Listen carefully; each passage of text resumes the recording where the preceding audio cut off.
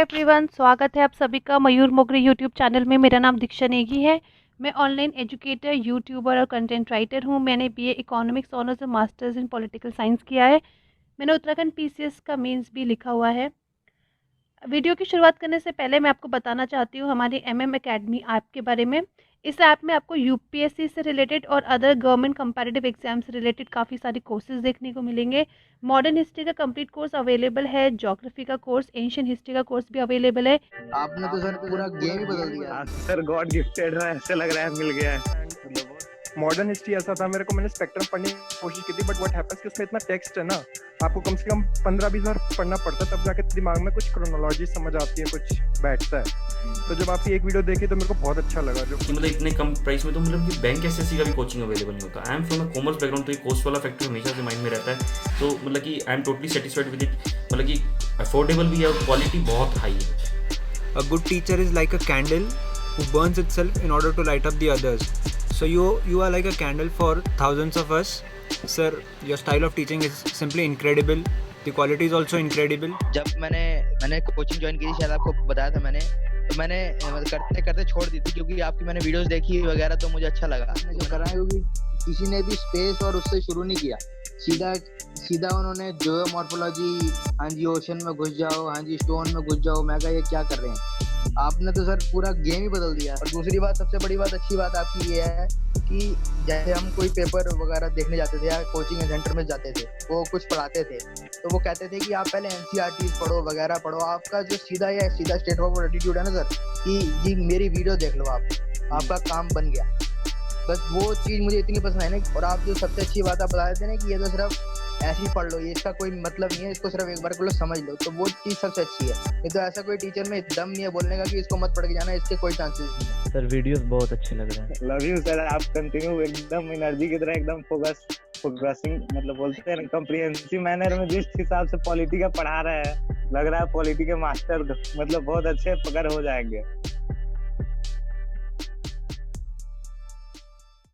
तो आज हमारा 4th चैप्टर है। इसमें हम पढ़ेंगे वर्किंग ऑफ इंस्टीट्यूशंस, यानी कि हमारे डेमोक्रेटिक गवर्नमेंट के डिफरेंट जो सेटअप है, डिफरेंट इंस्टीट्यूशंस है, उसके बारे में हम थोड़ा सा एक ओवरव्यू लेंगे। तो पहले एक क्वेश्चन है कि क्यों हमें पॉलिटिकल इंस्टीट्यूशन की ज़रूरत है। Why do we need political institutions. तो देखिए, हर एक कंट्री को गवर्न करने के लिए गवर्नमेंट के पास अलग अलग रिस्पॉन्सिबिलिटीज़ होती हैं, जैसे कि अपने सिटीजन्स की security, law and order maintain करना है, एजुकेशन फैसिलिटीज़, हेल्थ फैसिलिटीज़, ऐसी डिफरेंट फैसिलिटीज़ प्रोवाइड करनी होती है। तो गवर्नमेंट कैसे उन फैसिलिटीज़ को प्रोवाइड करेगा, तो उसके लिए वो क्या करता है कि रिस्पॉन्सिबिलिटीज़ डिवाइड कर देता है कि कौन क्या काम करेंगे। तो इस वजह से अलग अलग रिस्पॉन्सिबिलिटीज़ को एग्जीक्यूट करने के लिए अलग अलग अरेंजमेंट्स की जाती हैं, यानी कि कौन से डिपार्टमेंट क्या काम करेगा। ठीक है, तो ये इसका एक अरेंजमेंट किया जाता है, एंड इन अरेंजमेंट्स को हम बोलते हैं institutions. So this is called political institutional arrangements. A democracy works well when these institutions perform functions assigned to them.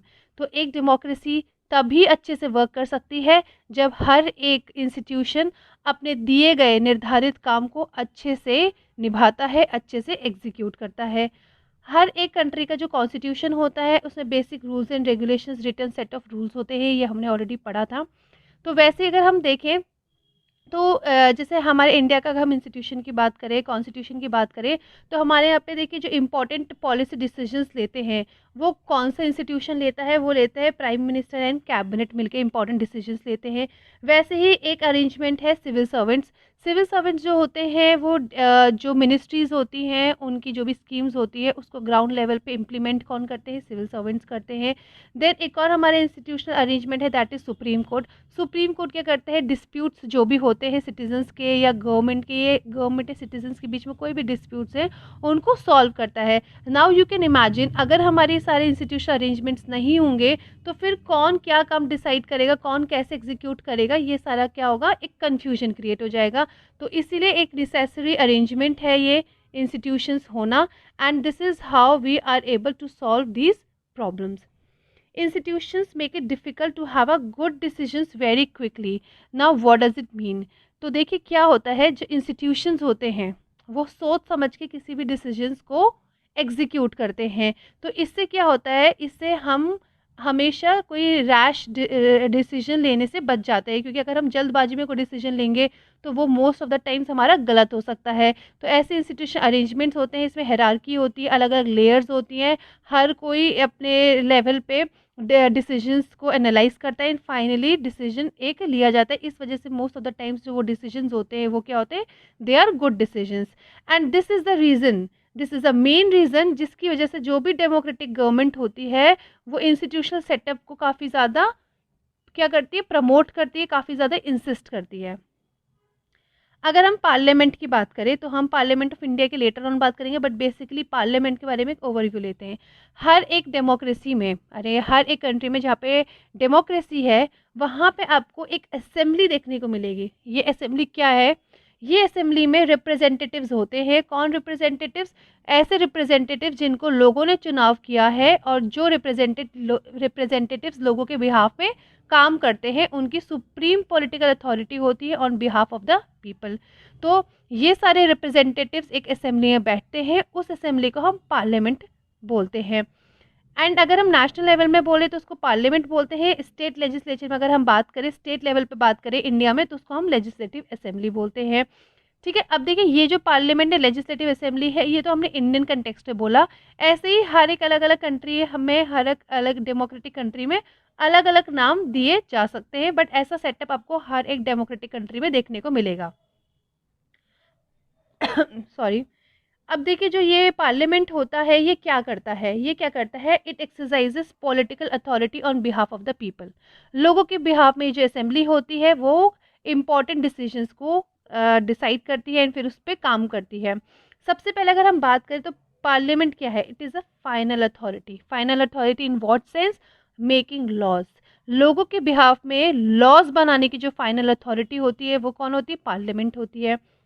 Parliament हर एक वर्ल्ड में जहाँ पे पार्लियामेंट आपको देखने को मिलेगी, उसके पास सारे राइट्स होते हैं कि वो नए लॉज बना सकता है, एग्जिस्टिंग लॉज से उसमें चेंज कर सकता है या एग्जिस्टिंग लॉज को एबॉलिश भी कर सकता है। ये सारी पावर किसके पास होती है? पार्लियामेंट के पास होती है। अगर हम देखें तो पार्लियामेंट जो है वो अपनी जो गवर्नमेंट होती है, ठीक है, गवर्नमेंट को कंट्रोल करता है। फॉर एग्जाम्पल इंडिया की बात करें तो इंडिया के कंटेक्स्ट में देखिए लोकसभा में, ठीक है, हमारी जो भी गवर्नमेंट होती है, जो हमारी गवर्नमेंट फॉर्म होती है, उसका कॉन्फिडेंस होना पार्लियामेंट में काफ़ी ज़्यादा ज़रूरत है। ठीक है, अगर पार्लियामेंट अपना कॉन्फिडेंस लूज़ कर दे तो गवर्नमेंट फेल हो जाती है। इसीलिए all over the world parliament का काफ़ी ज़्यादा कंट्रोल होता है किसके? गवर्नमेंट के ऊपर। पार्लियामेंट क्या होता है? पार्लियामेंट देखिए पब्लिक मनी जो होता है ना, फॉर एग्जांपल अगर हम इंडिया के कंटेक्स्ट में बात करें तो जैसे हमारा क्या है, जैसे कंटिजेंसी फंड ऑफ इंडिया है या अदर पब्लिक फंड्स हमारे जैसे हैं, तो इनको जो इसके ऊपर भी जो कंट्रोल होता है वो किसका होता है? वो पार्लियामेंट का होता है। पार्लियामेंट अगर हम देखें तो it is the highest forum discussion and debate. तो यानी कि सबसे हाईएस्ट फॉर्म में अगर डिबेट्स डिस्कशंस होते हैं नेशनल लेवल में तो वो कहाँ पे होते हैं? वो होते हैं पार्लियामेंट में।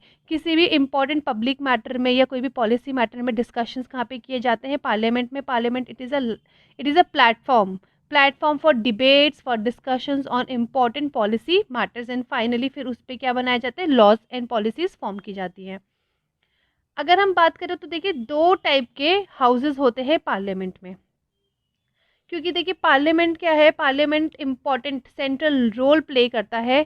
इसीलिए इन मोस्ट लार्ज कंट्रीज़, जैसे क्योंकि देखिए क्या होता है कि अब सबसे इम्पॉर्टेंट रोल किसको दिया है? पार्लियामेंट को दिया है। अब बड़ी बड़ी कंट्रीज़ होती है, जैसे इंडिया काफ़ी बड़ी कंट्री है, तो यहाँ पे लोकसभा अकेले हम हाउस से इमेजिन नहीं कर सकते कि वो सारा बर्डन अपने आप पे ले ले और सारा काम करे। तो ऐसी बड़ी बड़ी कंट्रीज़ आपको देखने को मिलेगा जो रोल्स है उसको डिवाइड कर दिया जाता है, पावर्स को डिवाइड कर दिया जाता है दो पार्ट्स में। तो दो पार्ट्स में कैसे करते हैं? एक हाउस को कुछ पावर्स दी जाती है, एक हाउस को कुछ पावर्स दी जाती हैं। तो एक हाउस जो होता है उसको चेम्बर्स बोला जाता है, ठीक है, हाउस ऑफ चेम्बर्स बोल सकते हैं। और ये दूसरे हाउस को क्या बोलते हैं? जैसे हमारे यहाँ पे हाउस ऑफ कॉमन्स है, ठीक है, एंड हाउस ऑफ पीपल है, house of chamber and house of people. तो एक हाउस जो होता है वो डायरेक्टली इलेक्टेड होता है, जैसे हमारे यहाँ पे लोकसभा जो है, ठीक है, ये क्या है? ये डायरेक्टली इलेक्टेड होता है। सेकंड जैसे राज्यसभा है, राज्यसभा क्या होता है? हमारा इनडायरेक्टली इलेक्टेड उसमें मेंबर्स होते हैं, ठीक है, या कुछ नॉमिनेटेड मेंबर्स होते हैं। तो देखिए अब जो डायरेक्टली इलेक्टेड प्लेटफॉर्म है, ठीक है, जो डायरेक्टली इलेक्टेड प्लेटफॉर्म है लाइक लोकसभा उसके पास मोस्टली ज़्यादा पावर्स होती है। रीज़न बीइंग क्योंकि वहाँ पे इलेक्टेड रिप्रेजेंटेटिव्स बैठे हुए हैं, तो मोस्टली उनको ज़्यादा पावर दी जाएगी। देन सेकंड हाउस जो होता है वो भी काफ़ी ज़्यादा इंपॉर्टेंट होता है, बट उसके पास एज सच कंपैरिजन में थोड़ी कम पावर होती है, बट फिर भी उसके काफ़ी इंपॉर्टेंट स्पेशल फंक्शंस खुद के भी होते हैं। The most common work for the second house, अगर हम बात करें सेकेंड हाउस का सबसे इंपॉर्टेंट काम क्या है, तो वो क्या है, to look after the interest of various states, regions of federal units. अब हमारे यहाँ पे जो राज्यसभा है उसको क्या बोला जाता है, हाउस ऑफ स्टेट्स। क्यों बोला जाता है, क्योंकि वो स्टेट्स को रिप्रेजेंट करता है। ठीक है, राज्यसभा जो है वो स्टेट्स को रिप्रेजेंट करता है, स्टेट्स की वेरियस डिमांड्स को रिप्रेजेंट करता है। इसलिए सेकेंड हाउस जो हमारा है वो क्या करता है, वो डिफरेंट डिफरेंट स्टेट्स के इंटरेस्ट को रिप्रेजेंट करता है। तो ये उसका सबसे इम्पॉर्टेंट स्पेशल फीचर है। हमारी कंट्री में अगर हम देखें तो हमारी कंट्री में वही अभी हमने बात करी, 2 हाउसेस हैं। ठीक है, 2 हाउसेस हैं, जिसमें से काउंसिल ऑफ स्टेट से मैंने आपको बताया कि स्टेट्स को जो रिप्रेजेंट करता है राज्यसभा हो गया। देन हाउस ऑफ पीपल होता है। ठीक है, हाउस ऑफ कॉमन्स या हाउस ऑफ पीपल, जो लोगों के द्वारा चुने हुए रिप्रेजेंटेटिव्स जिसमें बैठते हैं वो होता है लोकसभा। अगर हम बात करें प्रेसिडेंट की, जो प्रेसिडेंट है वो भी पार्लियामेंट का पार्ट है। ठीक है, अब देखिए डिफरेंस आपको समझना है। प्रेसिडेंट जो है वो दोनों हाउसेस में से किसी का भी मेंबर नहीं होता है, ना ही वो लोकसभा का मेंबर है, ना ही वो राज्यसभा का मेंबर है। लेकिन जब हम बात करेंगे क्या वो पार्लियामेंट का पार्ट है, then yes, president of India is a part of parliament. क्यों, क्योंकि देखिए पार्लियामेंट में जो भी rules and regulations, bills forward किए जाते हैं, वो फाइनली प्रेसिडेंट के असेंट से ही वो लॉज एक्ट बनते हैं। तो जब प्रेसिडेंट का असेंट या साइन जब मिल जाता है तब वो बिल एक्ट बनता है। तो इसके तहत हम बोल सकते हैं कि प्रेसिडेंट की भी कहीं ना कहीं क्या है, एक प्रक्रिया शामिल है, वो भी कहीं ना कहीं पार्लियामेंट का पार्ट है। That is why all laws made in the house come into force only after receiving the assent of the president, जो भी हमने डिस्कस किया। अगर अब हम बात करें कि राज्यसभा ज़्यादा पावरफुल है या लोकसभा ज़्यादा पावरफुल है, तो देखिए क्या है कि जो राज्यसभा है, हमें देखने को मिलता है कि जो राज्यसभा है उसको हम बोलते हैं अपर चेम्बर। तो क्या लगेगा कि अपर चेम्बर है तो ज़्यादा पावरफुल होगा, क्यों लोकसभा लोअर चेम्बर है तो may be Lok Sabha come powerful होगा। बट इन रियल लाइफ में ऐसा नहीं है। But this does not mean the Rajya Sabha is more powerful than Lok Sabha, ऐसा नहीं है। हमारे कॉन्स्टिट्यूशन में अगर हम देखें तो मोस्टली जो सबसे ज़्यादा प्रिविलेजेस एंड ज़्यादा पावर दी गई है वो लोकसभा को दी गई हैं। बट कुछ ऐसी स्पेशल पावर्स हैं जो केवल राज्यसभा को दी गई हैं, क्योंकि राज्यसभा जो है वो डायरेक्टली स्टेट्स के इंटरेस्ट को रिप्रेजेंट करता है, इसलिए कुछ स्पेशल पावर्स राज्यसभा को भी दी गई हैं। बट मोस्टली जो इंपॉर्टेंट मैटर्स होते हैं उसमें हमेशा सुप्रीम पावर मोस्टली मैटर्स में आपको देखने को मिलेगी लोकसभा के पास रहती है। अब हम देखते कैसे। तो पहला है, an ordinary law needs to be passed by both the houses. देखिए जो भी हमारे आपने देखिए अगर पॉलिटी पढ़ी होगी तो उसमें आपने थोड़ा पढ़ा होगा कि कैसे डिफरेंट डिफरेंट बिल्स हाउस में पास होते हैं और कितने टाइप के बिल्स होते हैं। जैसे ऑर्डिनरी बिल्स होते हैं, फाइनेंशियल बिल्स होते हैं, मनी बिल्स होते हैं, एंड तीनों में ही राज्यसभा लोकसभा की अलग अलग लेवल की पावर्स होती हैं। अगर हम ऑर्डिनरी लॉ की बात करें तो ऑर्डिनरी लॉ जो होते हैं वो बेसिकली उनका कंपल्शन है कि वो दोनों हाउसेस से पास होने चाहिए। लेकिन अगर मे बी किसी रीज़न की वजह से अगर कॉन्फ्लिक्ट हो जाता है किसी बिल को लेके, तो फिर क्या होता है, फिर दोनों हाउसेस का एक जॉइंट सेशन किया जाता है। बट मोस्टली लोकसभा का अपर हैंड रहता है, क्योंकि लोकसभा में ज़्यादा मेंबर्स हैं, तो कहीं ना कहीं जॉइंट सेशन में भी अपर हैंड किसका आ जाता है, लोकसभा का आ जाता है। सेकंड बात करें तो लोकसभा की ज़्यादा पावर होती है in money matters.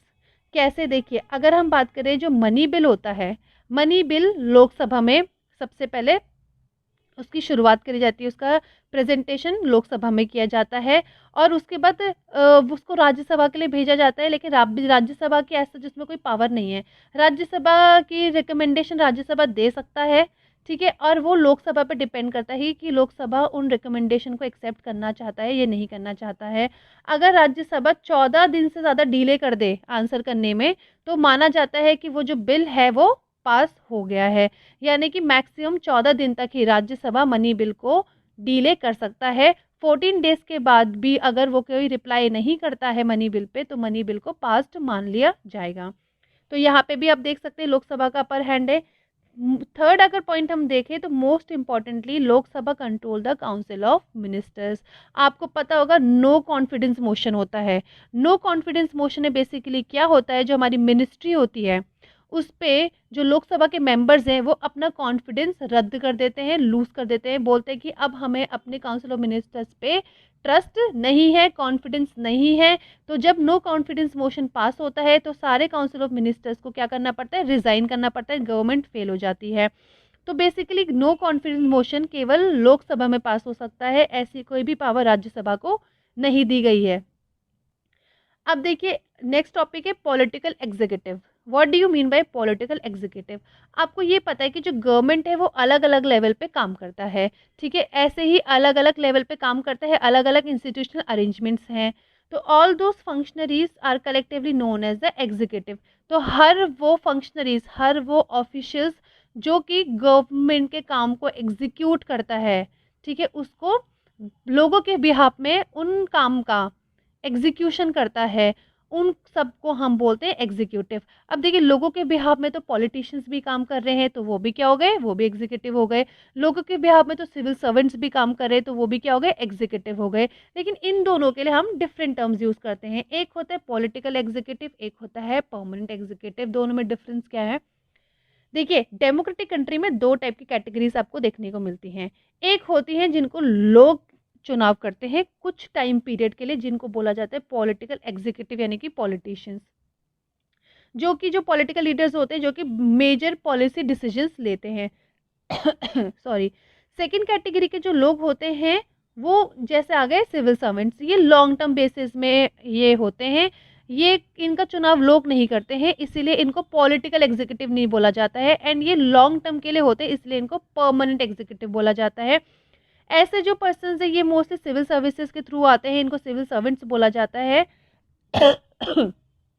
They remain in office even when the ruling party changes, क्योंकि ये लॉन्ग टर्म के लिए रहते हैं, इसीलिए ये हमेशा जब तक इनका टेन्योर है तब तक ये अपने रिटायरमेंट तक काम करते रहते हैं, चाहे रूलिंग पार्टी चेंज हो रही है नहीं हो रही है, they will continue to work, इसलिए इनको परमानेंट एग्जीक्यूटिव बोला जाता है। प्राइम मिनिस्टर के बारे में हम देखेंगे। अब देखिए प्राइम मिनिस्टर जो है वो बहुत इंपॉर्टेंट पॉलिटिकल इंस्टीट्यूशन है, ठीक है। हमारे वहाँ पे अगर हम बात करें तो हमारे यहाँ पे जो प्राइम मिनिस्टर है उस पोस्ट का कोई भी डायरेक्ट इलेक्शन नहीं होता है। हम अपने एक एमपी का चुनाव करते हैं और फिर एक पर्टिकुलर पार्टी जो जीतती है उसका जो लार्जेस्ट पार्टी होती है उसका जो लीडर होता है वो फाइनली प्राइम मिनिस्टर बनता है। अगर हम प्राइम मिनिस्टर के चुनाव की प्रक्रिया देखें तो प्राइम मिनिस्टर को कौन अपॉइंट करता है? प्राइम मिनिस्टर को अपॉइंट करता है president, but the president can not appoint anyone she likes. अब ऐसा नहीं है कि अगर प्रेसिडेंट के पास पावर है प्राइम मिनिस्टर को अपॉइंट करने की तो प्रेसिडेंट किसी को भी चाहे अपॉइंट कर सकता है, ऐसा नहीं है। तो कुछ बाउंडेशंस होती हैं। बाउंडेशंस क्या है?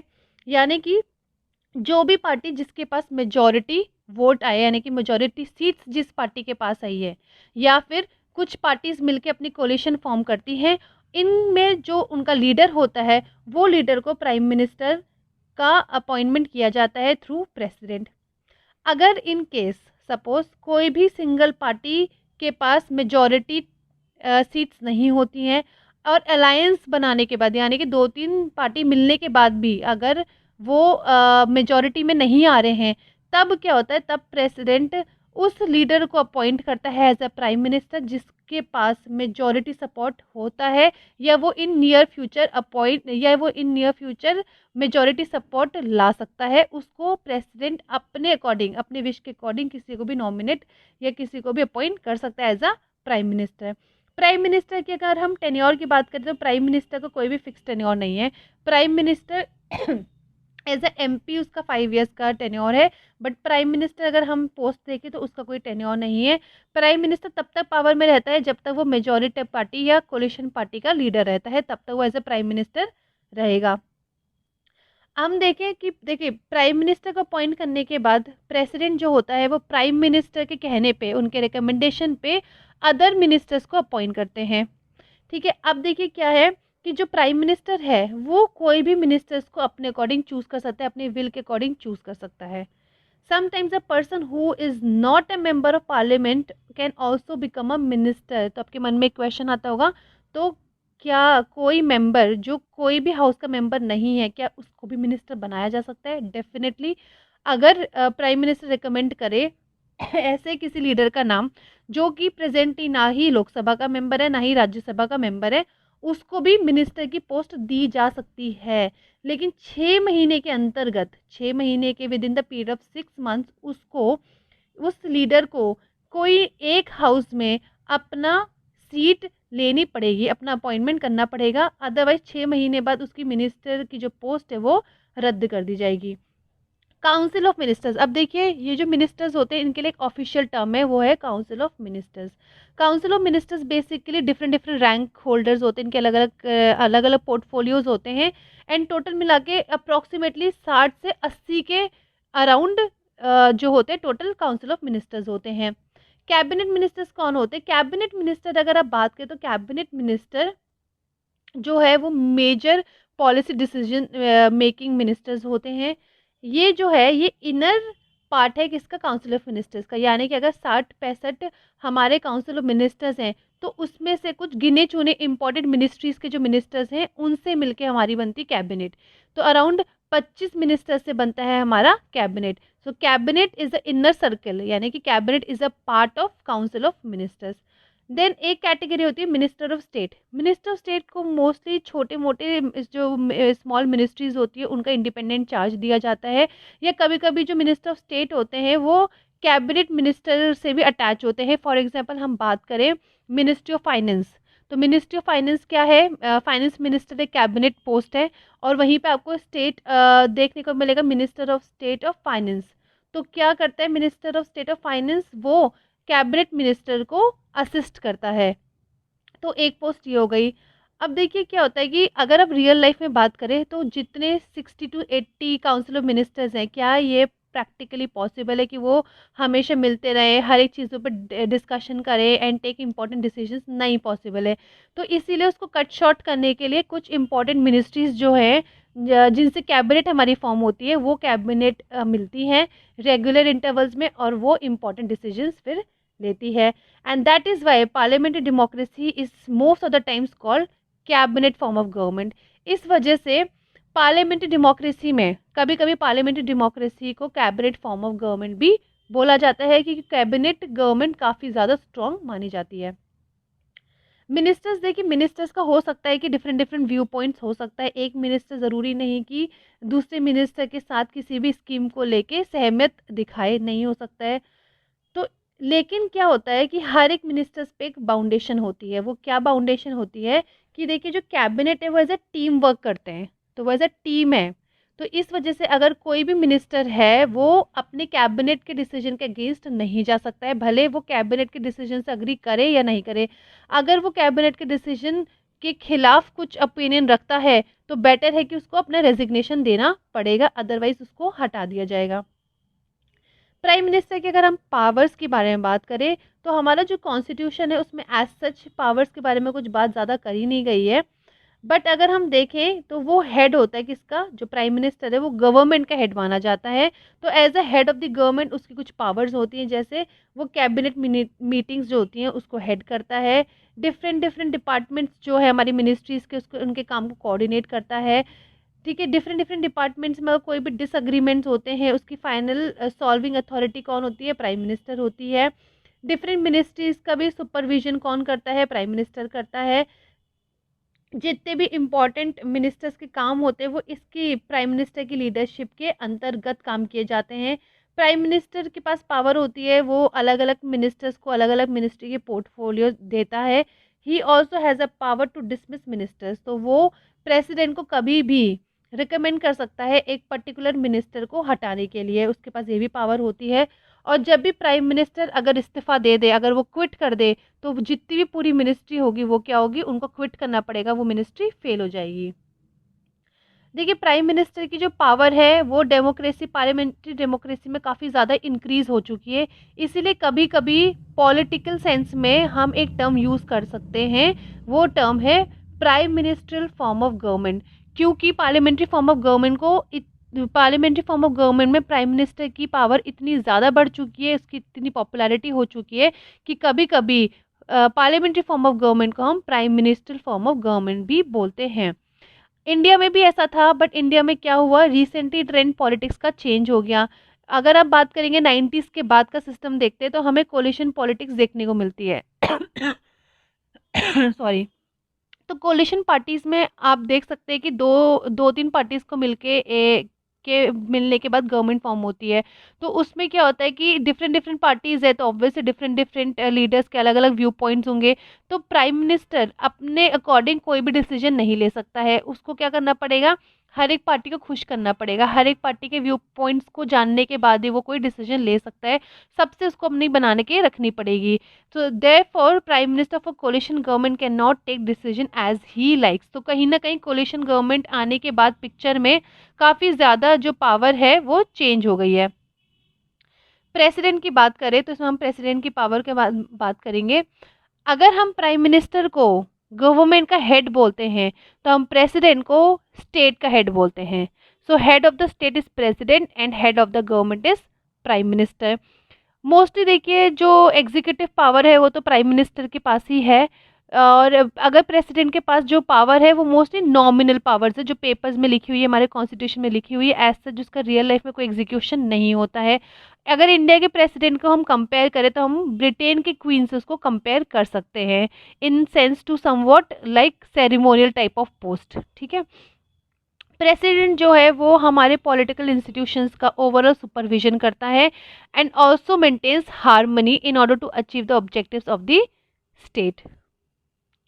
प्रेसिडेंट जो है वो आपको पता है हमारी कंट्री में डायरेक्टली इलेक्ट नहीं होता है, वो इनडायरेक्टली इलेक्ट होता है थ्रू अ इलेक्टोरल कॉलेज, जिसमें हमारे members of parliament, member of legislative assemblies भी पार्टिसिपेट करते हैं। क्यों मेंबर्स ऑफ लेजिस्लेटिव इसमें एमएलएस पार्टिसिपेट करते हैं? सो दैट प्रेसिडेंट का चुनाव इस तरह से हो कि जिस तरह से एंटायर नेशन को वो रिप्रेजेंट कर सके। अब वो एंटायर नेशन को कैसे रिप्रेजेंट करेगा? जब हमारी स्टेट असेंबलीज, क्योंकि स्टेट असेंबलीज को तो चुनाव डायरेक्ट लोगों ने किया है, तो कहीं ना कहीं वो डायरेक्ट लोगों के रिप्रेजेंटेटिव्स हैं। तो अगर वही प्रेसिडेंट के बिहाफ में इलेक्शन में पार्टिसिपेट कर ले तो हम क्या मानेंगे कि लोगों ने पार्टिसिपेट किया है, तो उसका जो भी रिजल्ट होगा, जो भी प्रेसिडेंट बनता है, ठीक है, तो हम क्या बोलेंगे कि वो जो प्रेसिडेंट है वो हमारे पूरे नेशन को रिप्रेजेंट कर रहा है। At the same time president can never claim the direct popular mandate that the prime minister can. अब आपको देखिए ये पता है कि हमारे वहाँ पे डायरेक्ट इलेक्शन तो प्राइम मिनिस्टर को होता है, डायरेक्ट जो रूलिंग होती है वो प्राइम मिनिस्टर की होती है। वो जो पॉपुलर मैंडेट है वो प्रेसिडेंट कभी उसको क्लेम नहीं कर सकता है। ठीक है, president head of the state है, वो एक नॉमिनल पोस्ट है, वो एक सेरेमोनियल पोस्ट है, वो हमेशा वैसी ही रहेगी।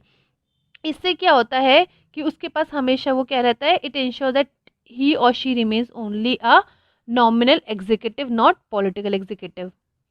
प्रेसिडेंट के अगर हम पावर्स के बारे में बात करें, देखिए आप कॉन्स्टिट्यूशन को अगर पढ़ेंगे तो आपको लगेगा कि प्रेसिडेंट के पावर बहुत हैं, बट रियल लाइफ में कोई पावर्स ही नहीं है।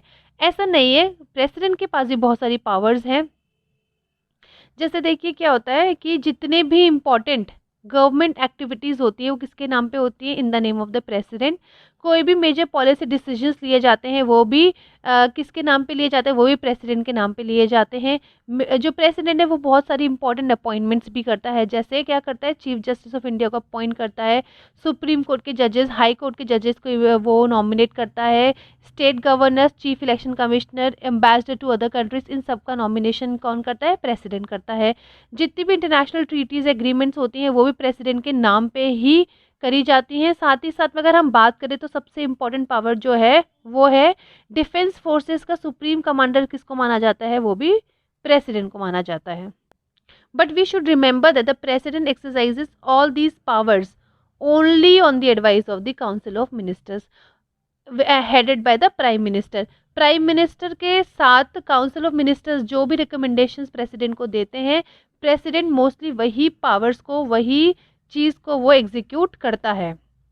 अगर प्रेसिडेंट के पास कोई बिल आता है तो प्रेसिडेंट उसको रिकंसिडर करने के लिए वापस भेज सकता है, लेकिन अगर वापस वो उस बिल को रिसीव करता है तो फिर वो प्रेसिडेंट के ऊपर बाइंडिंग है कि उसको सेकेंड टर्म में उस पर्टिकुलर बिल पे रेजिग्नेशन अपना साइन देना ही पड़ेगा, उस पर अपना साइन देना ही पड़ेगा। एंड एक बिल तभी एक एक्ट बनता है जब उसमें प्रेसिडेंट की क्या होता है, सेंट मिलता है, जब उसको उसकी साइन मिल जाती है, उसकी परमिशन मिल जाती है, तभी एक बिल एक एक्ट या लॉ बनता है। प्रेसिडेंट चाहे तो वो उसको भी डिले कर सकता है, जिसमें हम डिफरेंट डिफरेंट वीटोज है, इसमें हम बात करें पॉकेट वीटो की, तो वो कुछ टाइम के लिए उसको डिले कर सकता है, लेकिन या तो उसको रिकंसिडरेशन के लिए भेज सकता है, लेकिन अगर वो दोबारा उसके पास आता है तब उस पर बाइंडिंग हो जाएगा कि उसको उस पर साइन करने ही पड़ेंगे। So you may wonder what does the president really do, can she do anything on her own? तो यस, इसका आंसर है हाँ। कभी कभी देखिए ऐसी सिचुएशन आ जाती है, क्योंकि हमने देखिए पढ़ा कि प्राइम मिनिस्टर का अपॉइंटमेंट प्रेसिडेंट करता है, और कब करता है, जब हमारे पास लार्जेस्ट पार्टी होती है या कोalition गवर्नमेंट होती है जिसका जो लीडर है उसको प्राइम मिनिस्टर बनाया जाता है। बट कभी कभी कोई पार्टी के पास क्लियर मेजोरिटी नहीं होती है, तो इलेक्शन के बाद जब कोई भी पार्टी के पास क्लियर मेजोरिटी नहीं है, तब प्रेसिडेंट अपने विश के अकॉर्डिंग एक लीडर को अपॉइंट करता है, उसको टाइम पीरियड देता है कि इस टाइम पीरियड तक आपको अपने मेजॉरिटी सपोर्ट लेना है। अब है एक इंस्टीट्यूशन की हम बात करेंगे, दैट इज जुडिशरी। इंडिया में देखिए आपको इंटीग्रेटेड जुडिशरी देखने को मिलेगा, पूरा एक हेरारकी है। सबसे पहले आप सुप्रीम कोर्ट देखेंगे, देन हाई कोर्ट देखेंगे, देन डिस्ट्रिक्ट कोर्ट्स देखेंगे and so on. So it is an integrated judiciary, और उसको क्या, सुप्रीम कोर्ट जो होता है वो उसको कंट्रोल करता है। तो उसका जुडिशियल एडमिनिस्ट्रेशन हमारे कंट्री में हाईएस्ट लेवल पे कौन करता है, सुप्रीम कोर्ट करता है। सुप्रीम कोर्ट के जितने भी डिसीजंस होते हैं वो सारे ही कोर्ट्स पे बाध्यकारी होते हैं, यानी कि बाइंडिंग होते हैं। सुप्रीम कोर्ट का काम क्या है? सुप्रीम कोर्ट मोस्टली डिस्प्यूट्स को सॉल्व करता है related to citizens of the country. Country के सिटीजन्स मोस्टली अगर उनका for example fundamental sorry fundamental right से रिलेटेड अगर कोई डिस्प्यूट है वो उसको सॉल्व करता है, या maybe some other disputes, citizens या गवर्नमेंट के बीच में कोई डिस्प्यूट है उसको सॉल्व करता है। अगर दो और दो से ज़्यादा स्टेट गवर्नमेंट इन्वॉल्व हो जाती है कोई डिस्प्यूट में तो उसको सॉल्व करता है, या फिर कभी कभार जब स्टेट गवर्नमेंट और यूनियन गवर्नमेंट के बीच में कभी प्रॉब्लम हो तो वो उसको भी डिस्प्यूट सॉल्व करता है। अगर हम बात करें सुप्रीम कोर्ट की, तो सुप्रीम कोर्ट है highest court of appeal in case of civil and criminal matters. Civil और क्रिमिनल मैटर्स में हाईएस्ट अपील अब कहाँ तक जा सकते हैं, वो है सुप्रीम कोर्ट तक। ये हाई कोर्ट के डिसीजंस को भी वापस से यहाँ पे सुनवाई कर सकता है चाहे तो। इंडिपेंडेंट ऑफ द जुडिशरी, ठीक है। अब देखिए आपको पता है कि हमारे वहाँ पे जो जुडिशरी है वो इंडिपेंडेंट है, उसमें ज़्यादा गवर्नमेंट का इंटरफेरेंस नहीं है, इसीलिए वो इतना ज़्यादा पॉपुलर है।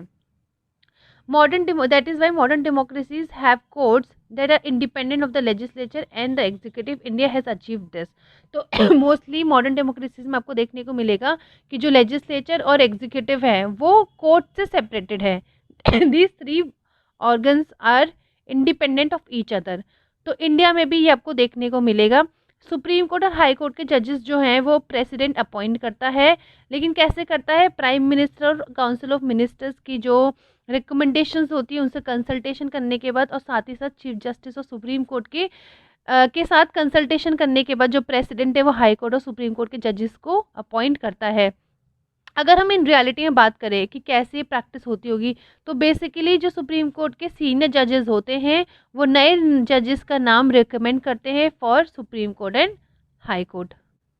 There is a very little scope for interference by the political executive. हमारे जो कोर्ट्स हैं उसमें पॉलिटिकल एग्जीक्यूटिव का इंटरफेरेंस काफ़ी कम देखने को मिलता है, क्योंकि मोस्टली जो वो है हमारी जुडिशरी वो क्या है, इंडिपेंडेंट है। इंडिया में अगर हम देखें तो सुप्रीम कोर्ट जो है वो सीनियर मोस्ट जज जो सुप्रीम कोर्ट का होता है वो चीफ जस्टिस ऑफ इंडिया बनाया जाता है, जो सीनियर मोस्ट जज होता है। और एक बार अगर जज कोई अपॉइंट हो गया सुप्रीम कोर्ट हाई कोर्ट का, तो ऑलमोस्ट इम्पॉसिबल है उस जज को उस पोजीशन से हटाना, एंड प्रेसिडेंट को हटाना इवन ज़्यादा डिफ़िकल्ट है। अ जज can be removed only by an impeachment motion. तो अगर दोनों पार्लियामेंट के हाउसेस 2/3 मेजॉरिटी से अगर एक जज का इम्पीचमेंट मतलब रिमूवल करते हैं, तो अगर वो सक्सेसफुली 2/3 मेंबर्स होता है of the 2 houses of the parliament, यानी कि दोनों हाउसेस के जितने भी मेंबर्स हैं उनके 2/3 मेंबर्स अगर वोट करते हैं अगेंस्ट वोट करते हैं in favour of impeachment of the court, then impeachment of the जज, देन उसका इम्पीचमेंट हो सकता है, बट इन प्रैक्टिकली ये इतना पॉसिबल नहीं है। इसीलिए आज तक हमारे इंडियन डेमोक्रेसी में कभी भी किसी भी जज का इम्पीचमेंट नहीं हुआ है। जुडिशरी जो है वो one of the most powerful institution है इस दुनिया में। ऐसा क्यों है? अगर हम इंडिया कंटेक्स्ट में बात करें तो हमारी कंट्री में सुप्रीम कोर्ट और हाई कोर्ट के पास काफ़ी ज़्यादा पावर है in the sense to interpret the constitution. Constitution की लैंग्वेज क्या है, क्या उस समय के लोग सोच रहे थे लीडर्स, क्या पावर्स हैं, क्या पावर्स नहीं है, ये सारी चीज़ों का इंटरप्रिटेशन किसके पास पावर दी गई है? सुप्रीम कोर्ट के पास और हाई कोर्ट के पास। अगर गवर्नमेंट कभी भी कोई लॉ लाता है, वो एक पर्टिकुलर लॉ, लेजिस्लेशन या वो पर्टिकुलर एक्शन, उसकी क्या कॉन्स्टिट्यूशनल वैलिडिटी यानी कि कॉन्स्टिट्यूशन के अकॉर्डिंग क्या वो सही है या नहीं, ये कौन डिसाइड करता है? ये भी कोर्ट डिसाइड करता है, सुप्रीम कोर्ट भी डिसाइड करता है, हाई कोर्ट भी डिसाइड करता है। और कॉन्स्टिट्यूशनल वैलिडिटी को डिटरमाइन करना किसी भी एक्ट या लॉ का, उसको हम बोलते हैं जुडिशियल रिव्यू। ठीक है, यानी कि अब जो जुडिशरी है वो उन लॉज का एक बार रिव्यू करिए कि क्या वो लॉज कॉन्स्टिट्यूशनली वैलिड है या नहीं है। अगर हम बात करें तो supreme court of India has ruled that the core of basic values जो है हमारे कॉन्स्टिट्यूशन के, उनको आप चेंज नहीं कर सकते। फेमस केस था केशवानंदा भारती केस 1973, जिसमें फाइनली एक्सेप्ट किया गया कि जो हमारे कॉन्स्टिट्यूशन के बेसिक प्रिंसिपल्स है, कोर वैल्यूज़ जो हैं, उनको आप चेंज नहीं कर सकते हो, not even through constitutional amendment act, because these are the basic core principles that are part of our constitution। अगर हम बात करें तो जो इंडिपेंडेंस है, अगर हम बात करें इंडियन जुडिशरी की, तो देखिए इंडियन जुडिशरी काफ़ी ज़्यादा पावरफुल है, साथ ही साथ में काफ़ी ज़्यादा इंडिपेंडेंट है।